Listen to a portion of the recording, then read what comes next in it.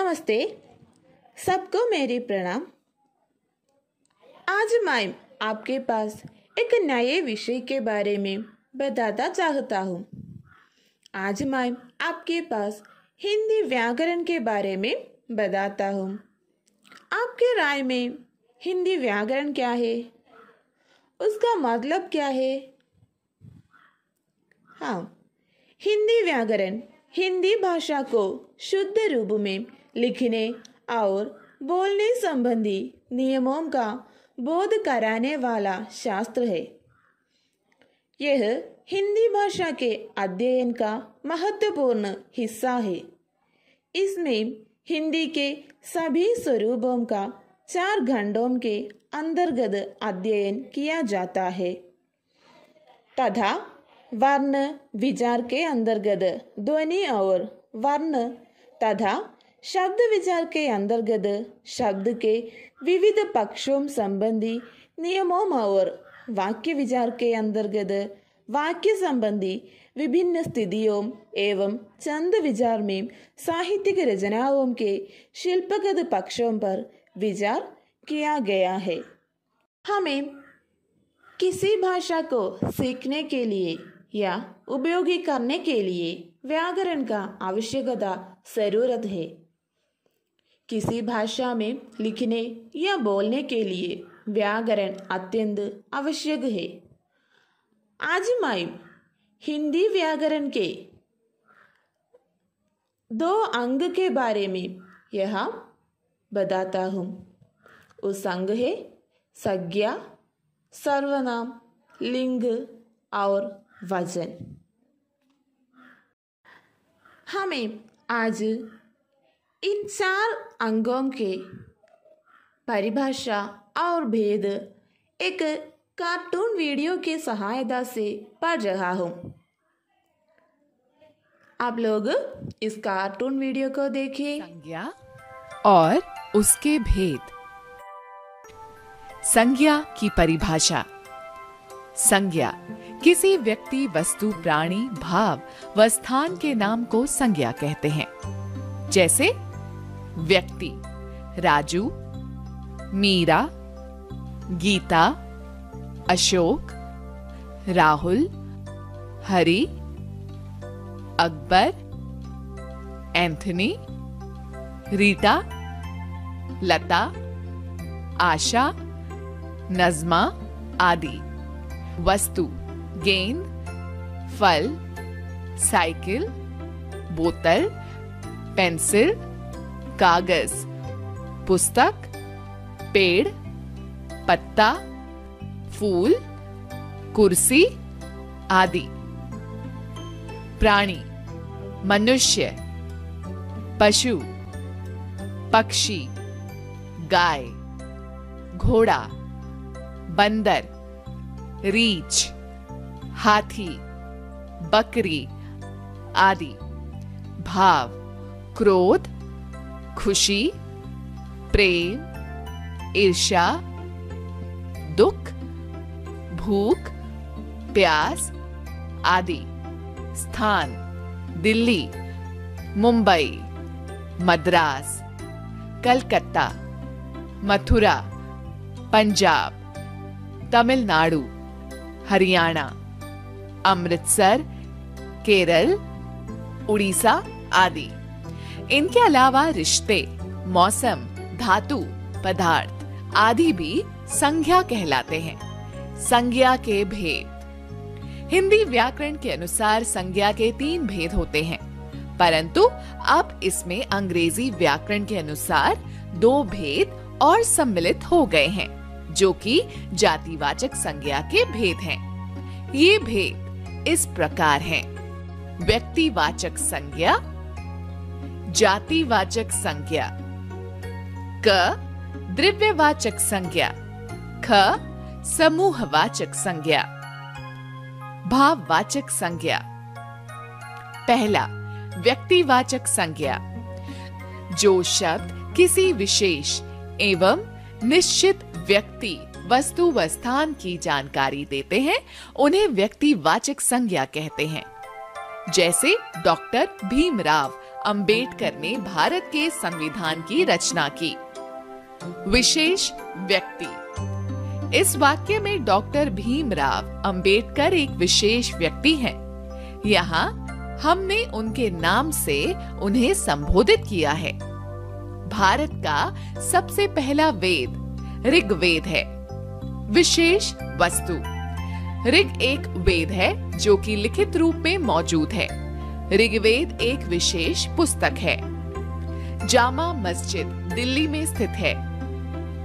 निश्चित स्थान। इस वाक्य में एक विशेष स्थान का बोध हो रहा है। दिल्ली एक निश्चित स्थान है।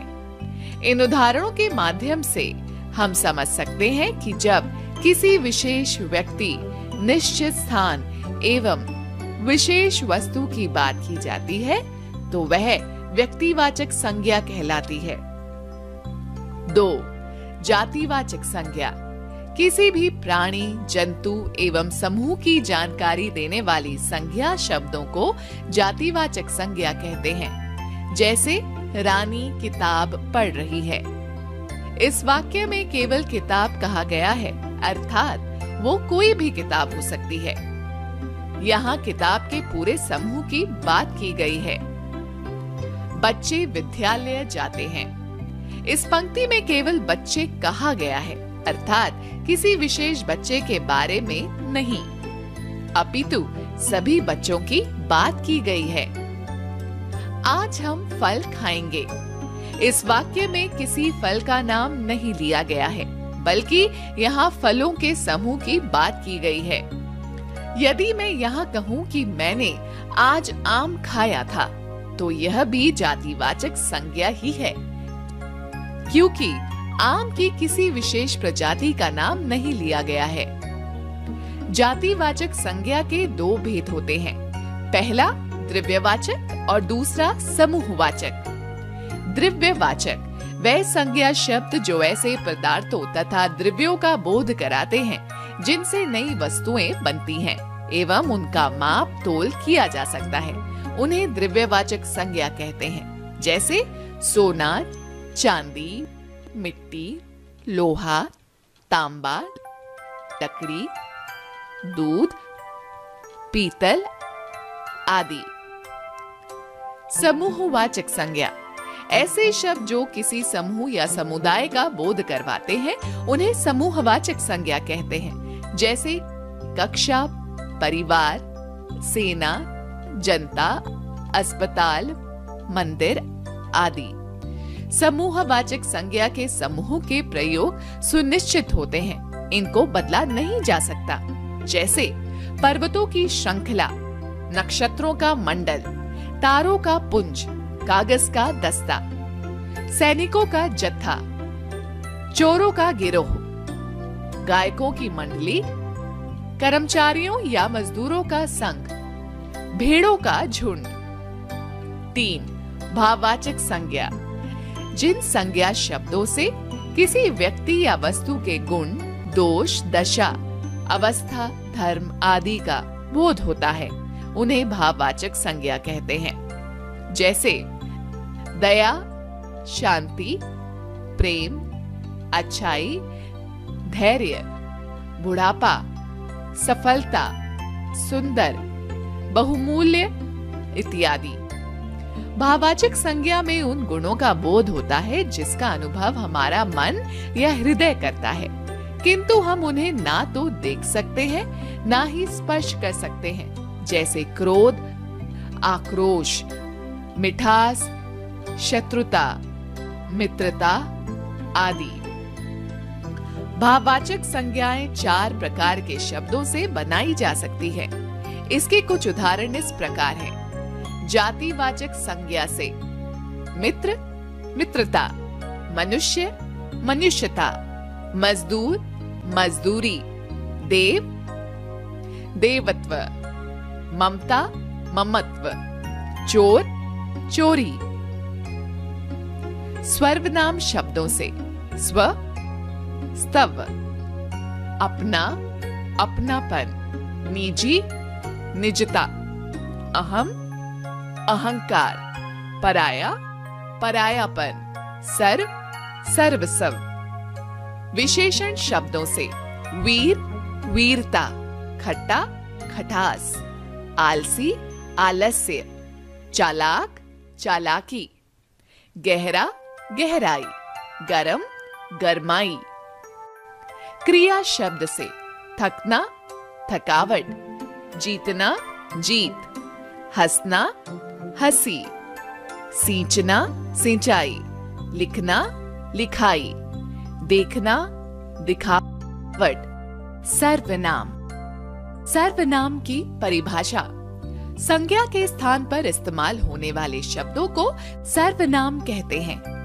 सरल शब्दों में सर्व, सब, नामों, संज्ञाओं के बदले जो शब्द आते हैं उन्हें सर्वनाम कहते हैं। जैसे मैं, तू, वह, आप, कोई, यह, ये, वे, हम, तुम, कुछ, कौन, क्या, जो, सो, उसका आदि। सर्वनाम की आवश्यकता। मैं, तू, वह, आप, कोई, यह, ये, वे, हम, तुम, कुछ, कौन, क्या, जो, सो, उसका आदि सर्वनाम शब्द हैं। अन्य सर्वनाम शब्द भी इन्हीं शब्दों से बने हैं जो लिंग, वचन, कारक की दृष्टि से अपना रूप बदलते हैं। संज्ञा के बार बार प्रयोग से वाक्य का सौंदर्य नष्ट हो जाता है।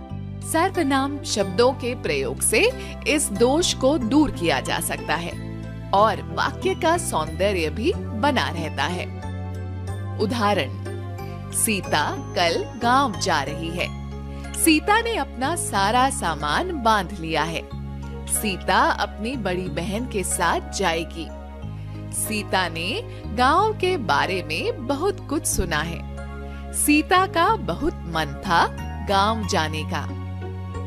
उपयुक्त उदाहरण में सीता नाम का लगातार इस्तेमाल हुआ है, जो कि काफी अटपटा लग रहा है। साथ ही गांव शब्द भी दोहराया गया है।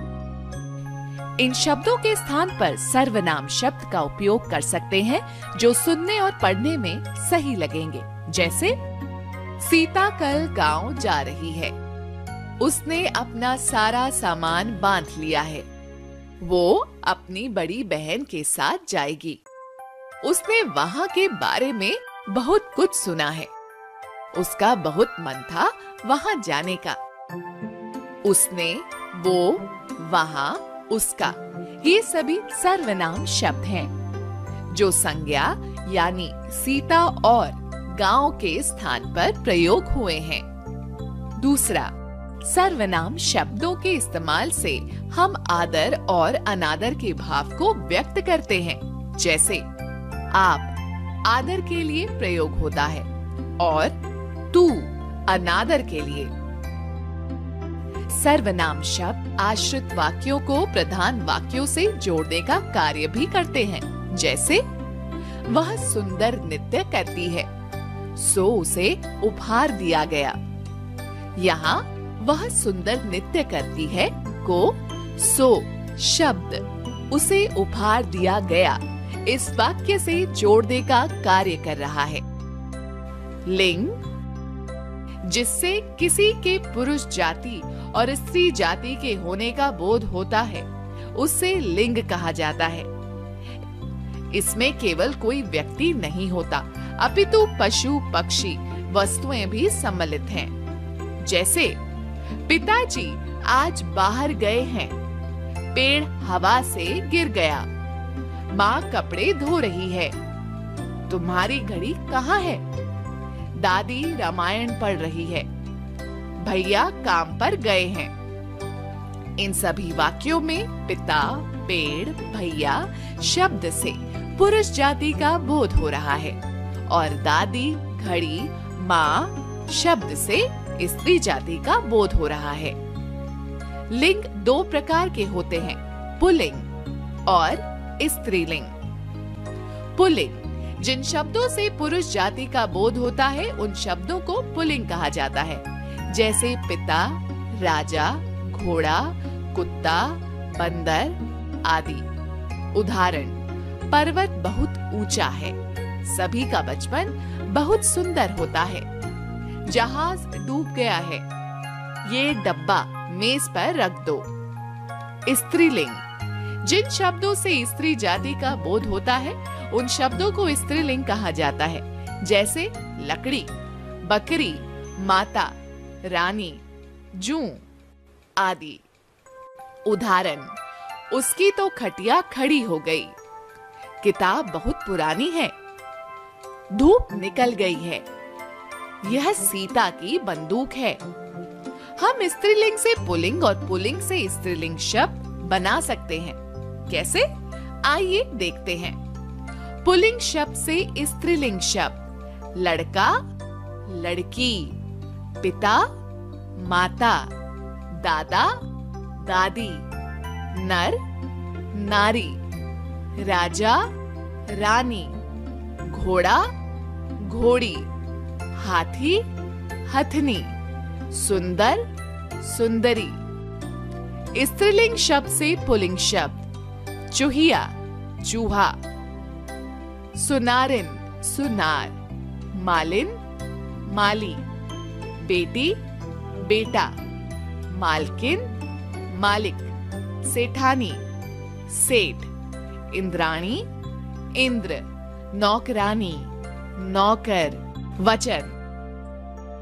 आओ बच्चों, अब हम वचन के बारे में जानते हैं कि वचन क्या होते हैं और हम इनका इस्तेमाल कैसे करते हैं। मोहन के पास एक बिल्ली है। रोहन के पास 5 बिल्लियां हैं। इन दोनों में आपको क्या अंतर दिखाई दे रहा है? चलो मैं बताती हूँ कि इनमें क्या अंतर है।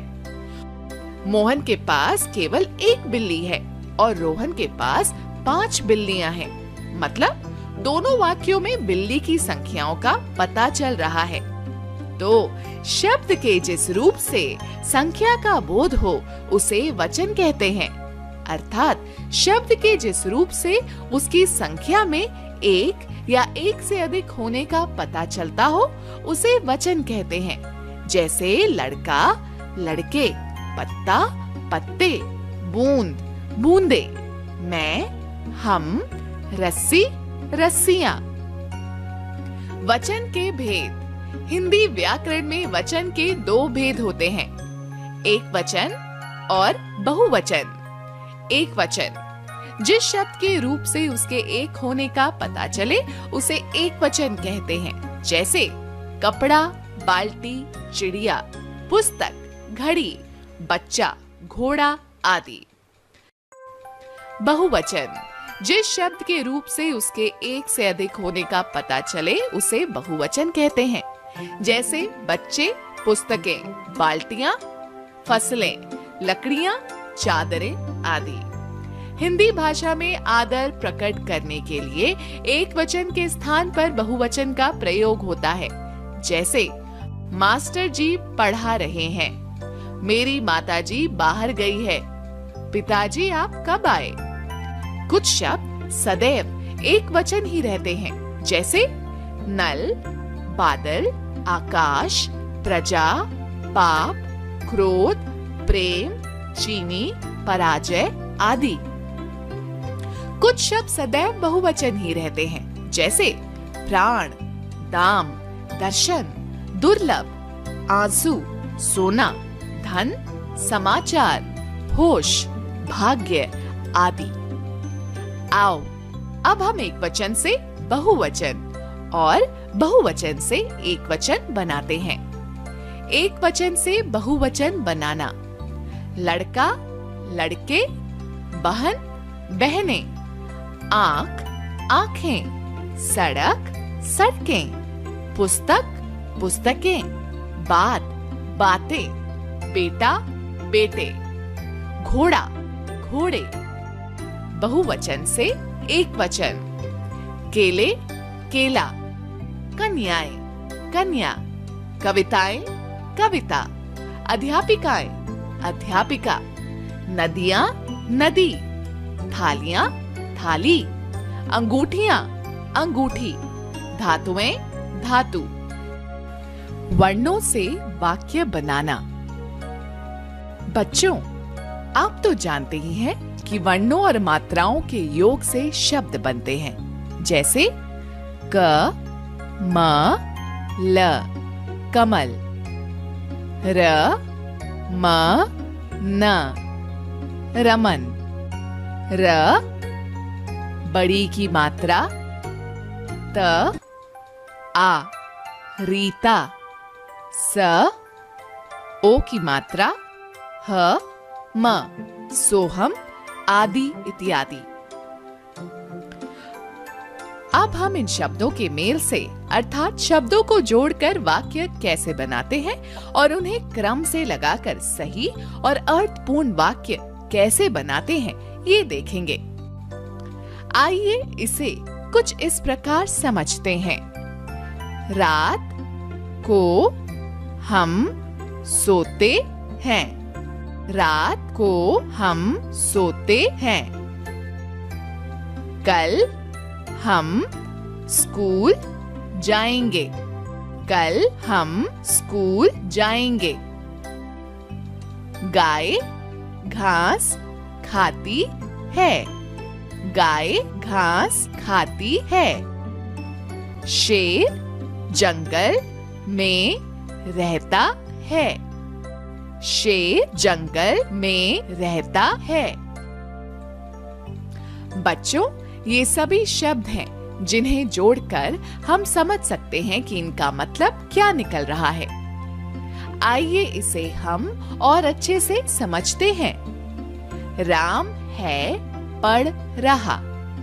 तुम जा हो रहे कहाँ? मैंने खाना कल था खाया। बच्चों, इन वाक्यों में आपको कुछ अटपटा नहीं लग रहा? ये सभी वाक्य अपने सही क्रम में नहीं हैं, इसलिए इन वाक्यों का कोई अर्थ नहीं है। यदि शब्दों को सही क्रम में लगा दें, तो ये सभी वाक्य अर्थपूर्ण हो जाएंगे। आप सोच रहे होंगे कैसे? आइए देखते हैं। राम पढ़ रहा है। तुम कहाँ जा रहे हो? मैंने कल खाना खाया था। बच्चों, देखा आपने? इन शब्दों का क्रम में लगाने से यह वाक्य पूर्ण एवं अर्थपूर्ण हो गए। अब आप समझ सकते हैं कि इस वाक्य में क्या कहा गया है। कुछ और उदाहरण। रात को हम सोते हैं। कल हम स्कूल जाएंगे। गाय घास खाती है। शेर जंगल में रहता है।